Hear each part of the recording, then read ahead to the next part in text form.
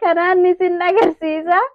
Maal taateen marattaniin jedhina. Swaga gaafa duraa daa'ima kiyya tokkoffaa lammaffaa irratti beekee maal qaba jedhu keessaa maal isinitti fakkaate? Assalamu alaikum warahmatullahi wabarakatuh. Akkam jirtan obboleewwan nagaya qabdu jirtu fayyaa keessanii. Har'a kunuunsa daa'ima xixiqqaa daa'ima ammaree fudhalate xixiqqaa siidha agarsiisa xiqqaa qabataafiyyuu nama sossodaachisu daa'ima xiqqaa amma dhalate akkamitti akka ta'e keerii godhanii isiniif hima. Daa'ima xixiqqaan akkasii sun garuu Oromiffaan maal jedhama? Daa'ima amma xixiqqaa amma dhalate xiqqishuu qabatuun iyyuu nama sodaachisu san newborn jedhama. Ingiliffaan Amaariffaan illee caqlaa jedhama natti fakkaate. Oromiffaan garuu maal jedhama hin beeku. Har'a kunuunsa isaa akkamitti akka kunuunsanii maal akka gochuufi qabanii fi maal akka gochuu hin qabne isiniif hima inshaallah. Obsaan haga dhumaa dhageeffadhaa isiniin jedha. Viidiyoo jaallattan laayik godhaa, sabskiraayib gochuu hin dagatinaa. Yeroo gootan ammoo mallattoo notifikashinii san gadi tuquu hin irraanfatinaa. Tokkoffaa irratti daa'ima xixiqqaa amma dhalate yoo argitanii jettanii bakka handhuuraa ka haadhaaf ilmoo walitti jirtu addaan muran san handhuurri isaa jiidhaadha. Jiidhaa adii wanta akka qolaa wahii tokkotti itti jira yoo argitanii jettan hin beeytanii. Wanti gochuu qabnu handhuura san haga handhuurri sun gogee ofii isaatiin qolli itti jiru ka itti rarra'u sun irraa gogee qaawwilleen ofii isaatii walitti duudee bakki sun gogee jedhutti daa'ima xixiqqaadhaaf nafa dhiquufii dhabu. Ani hin beeyne gaafa tokkoffaa daa'ima kiyya tokkoffaa irratti daa'imi kiyya tokkoffaa mana barumsaati bara waan xiqqee irratti hin baranne wallaahi. Daa'ima kiyya tokkoffaa osoo hin beekin yaadadhaan dhiqeefii jira garuu nafa dhiquuf hin ta'u bakki sun handhuurri sun ofii isaatii goggogee wanti itti rarra'u sun goggogee irraa muramee bakki sun ofii isaatii gogee handhuurri akkanatti walitti deebi'uu qaba. Haga bakki sun handhuurri sun qulqullaa'ee jedhutti daa'imaaf nafa dhiquuf miti. Yoo akkam guddate torbaan tokko yoo guddatee jedhe torbaan lama ta'a. Hagas caalaa inni iyyuu hin turu. Haga inni gogee irraa buqqa'uufiyyuu daa'ima qaama dhiquun gaarii miti. Akkasuma ammallee gogaan sun walitti shunturaa bakki handhuuraa sun shunturaa deema waan ta'eef akka malee goggogaa. Namni gariin dogongorri inni godhu keessaa vaaziliinii wanta akka vaaziliinii qibaatii wanta adda addaa dibaa. Waanuma takkayyuu dibuun hin ta'u akka dafee gogu barbaadama waan ta'eef bakka handhuuraa san bishaan ta'e vaaziliinii ta'e qibaatii ta'e wama takkayyuu dibuun gaarii miti. Akkasumaan innumti ofii isaatiin goggogee ofumaa isaati irraa bu'u. Ammallee yeroo goggogee irraa bu'u ta'u sana irraa baafna jettanii akka akkanatti xiqqishullee hin harkifne uffanni iyyuu hin harkisaa. Hoo haga dandeettan irraa eegdanii bareedaadha. Tuttuquun gaarii miti. Ofuma isaatii goggogee ofuma isaati irraa haa bu'u. Akka kiyya dogongortanii akka qaama hin dhiqneef gaafa tokkoffaa. Okay, egaa handhuurri haga irraa bu'utti qaama hin dhiqneef taate beebiin hin xuraahaa kunoo yeroo aanan dhuydu harma dhuydu as jala ofirratti gannayxii hin diliqxii kun in ajaahaa daayipersii amma of balleefti akkamitti beebii haa qulqulleessinuudha.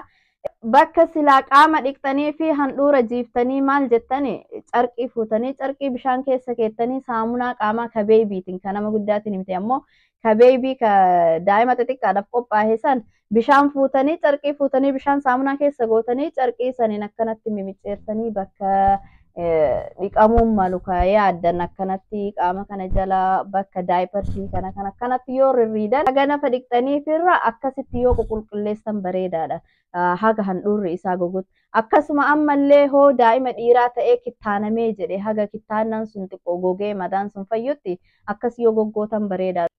Uummata kan ta'u daa'imni hoo ati nafa hin dhiqiniif haga torbaan tokko torbaan lama taa'ellee hoo dhageettanii jettan hin beeku biyyatti waan jedhamutu jira. Daa'ima xixiqqaa amma yoo dhiqaniif bishaan san lakkaahataa ganamaa galgala dhiqanii fi qaama susukkuumanii raffisuun bareedaadha jedhama. Banamaa galgala susukkuumanii raffisuun bareedaadha garuu qaama ganamaa galgala dhiquuniif gaarii miti. Bishaan itti heddummaatti daa'imaaf gaarii miti qaama dhiquuniif. Torbaan keessa yeroo takka yeroo lama hoo lafti oowwinna ta'e yeroo sadi sanumayyuu bishaan qofaan osoo saamunaa qaamaa kaama daa'ima shaampoo kanaan osoo hin taane bishaan qofaan qaama isaa lolollaane hoo akkas ta'uu baate ammoo lafti agasmara oowwinni hin jiraatin ammoo torbaan keessa yeroo lama sadi qofa yoo dhiqneef bareedaadha. Bishaan amma dhiqan sun beebiif gaarii miti. Gogaan isaa akka malee sisiidha. Goga daa'imaa yoo argitan hin jabaatu akkana akka malee laafaadha. Wama xiqqaan rigaa amma saamunaan qaama isaa yoo dhiqne isa gargaaruu caalaa daa'ima sammiina waan ta'eef amma bishaan dhiquuniif gaarii miti. Sadaffaa irratti saamunaa qaaman dhiqnuuf kanniin illee yoo filanne bareedaadha. Keessattuu saamunaa urgaa'u ka qaamaallee ta'ee wanta urgaa'u shaampoo ta'ee saamuna ta'ee ka urgaa'u osoo fayyadamuu baanne kama daa'imaa ka foolii hin qabne daa'ima xixiqqaadhaaf qophaa'e qofa osoo fayyadamne bareedaadha. Ka daa'imaa suniyyuu daa'ima gariif kan hin taanetu jira. Dafee qaama isaa kana sensitiivii godhe yoo ka egzimaa fa'aa qaban ta'e wanta akka shifii adda addaatti baasutu jira.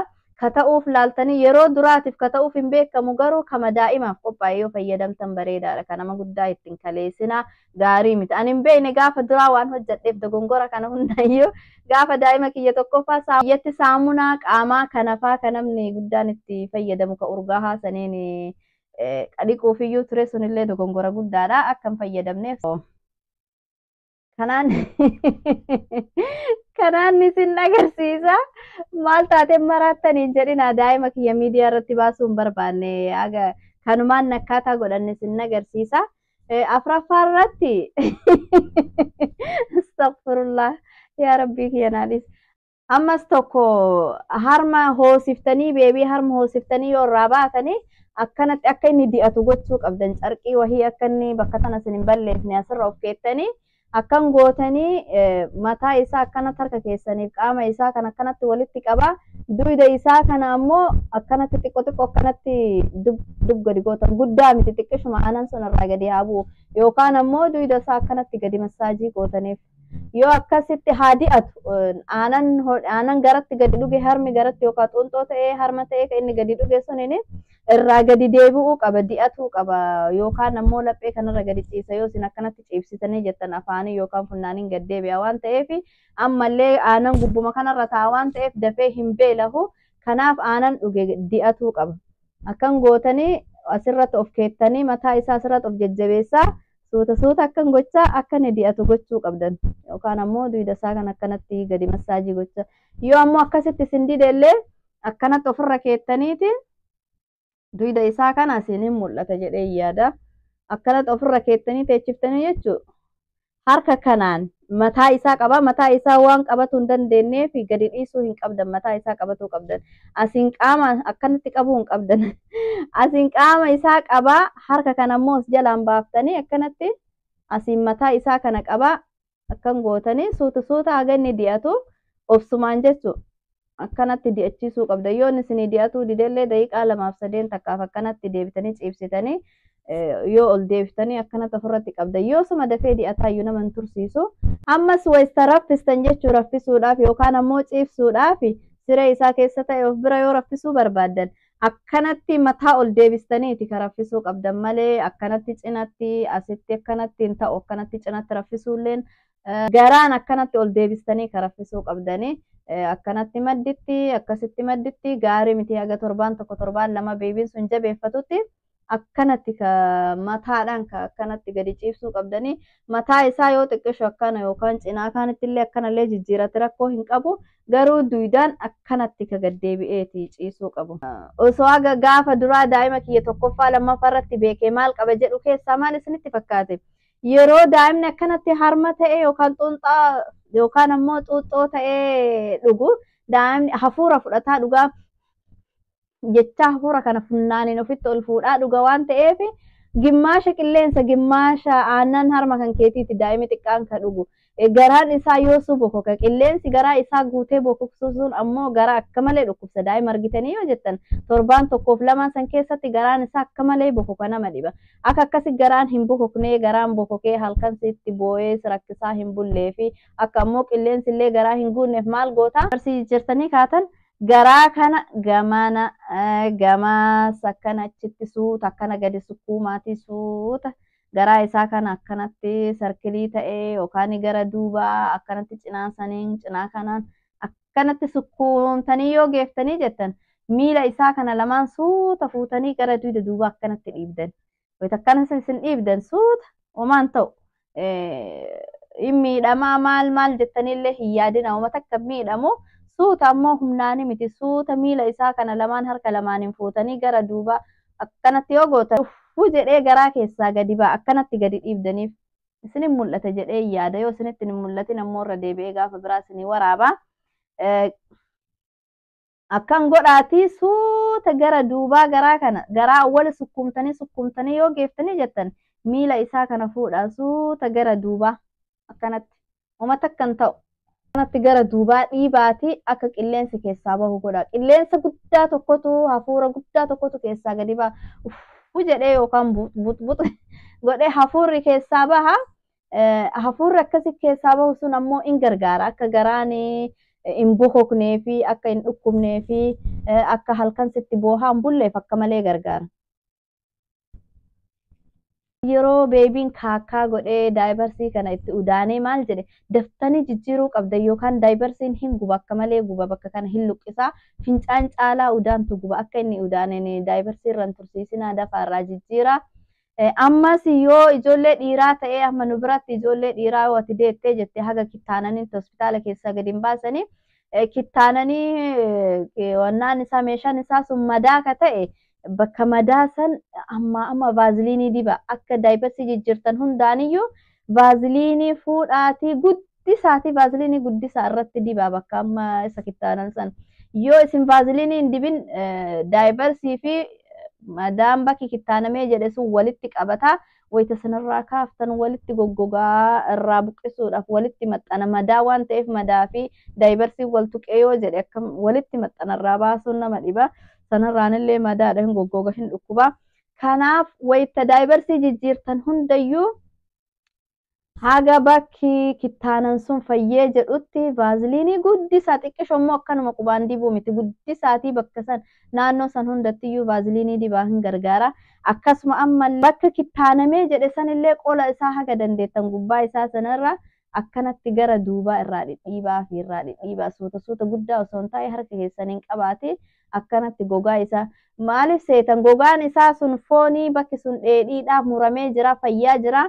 Hoo isin akkasuma dhiiftanii ofirraa osoo akkasitti gogaa isaa irraa gadi hin qabneef dhiiftan walitti gadi fayya walitti maxxana gogaan isaa madaa waan ta'eef qaamni daa'imaallee dafee yoo osoo fayya waan ta'eef dafee wal qabata.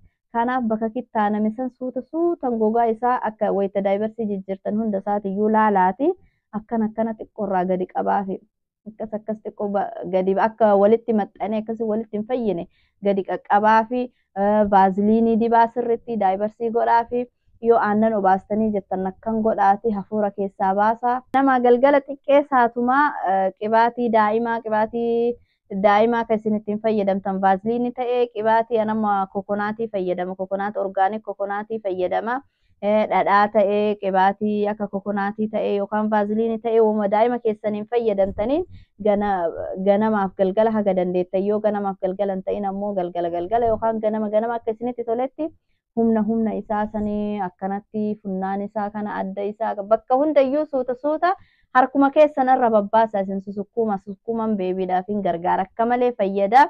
Qaama keessatti kun akkanatti kottoonfatee maal jedhee kururraheeti miti ji'a 9 garaa keessatti ka guddate yoo sukkumtanii fi jettan qaama hin diriirfata osoo hin argine 7 keessatti iyyuu tapha jammara. Har'aaf haganuma isinii hima inshaallah kana qofaa miti waa hedduutu jira yeroo biraallee babal'isee takkaan isinii hima. Har'aaf ammoo wanti nu beebii kiyya kana waliin hojjenne kana fakkaata.